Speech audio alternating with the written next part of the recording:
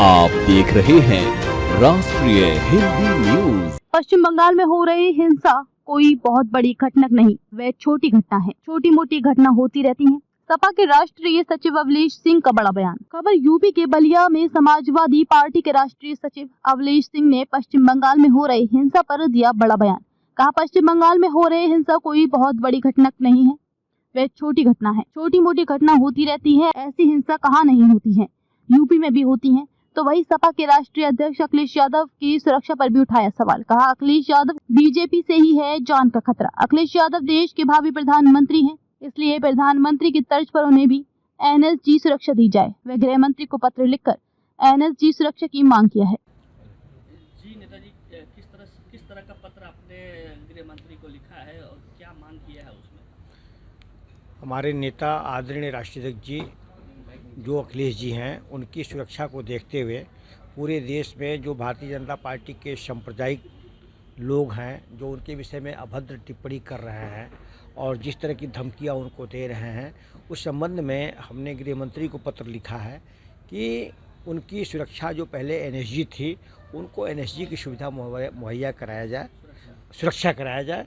और मैं भारत सरकार से निवेदन करूंगा कि जो प्रधानमंत्री जी की सुरक्षा जिस तरह से होती है, उस तरह से जो हमारे नेता आदरणीय राष्ट्रीय अध्यक्ष जी जो देश के युवाओं की चेहरा और भविष्य है, तो इसको ध्यान देखते हुए प्रधानमंत्री के समकक्ष उनको सुरक्षा उपलब्ध होनी चाहिए। प्रधानमंत्री के तौर पर देख रहे हैं? बिल्कुल बिल्कुल भावी प्रधानमंत्री के तौर पे देख रहा हूँ मैं, और बनने वाले हैं, और उनका भविष्य जनता और किसानों के हित में है। इसलिए उनको सुरक्षा अभी से ही कवर करनी चाहिए सरकार को, क्योंकि वह नौजवानों की चेहरा हैं और देश के भविष्य हैं। उनको किससे खतरा है? खतरा तो जो आप भारतीय जनता पार्टी के लोग जो इस तरह की धमकी दे रहे हैं, जैसा कह रहे हैं कि भाई हम गोली मार देंगे, और इस तरह की बात अभी तक सरकार ने कोई इस तरह की कार्रवाई ऐसे लोगों की तरफ नहीं किया, तो ये कहा जाएगा कि भारतीय जनता पार्टी के लोग ही उनको धमकी दे रहे हैं।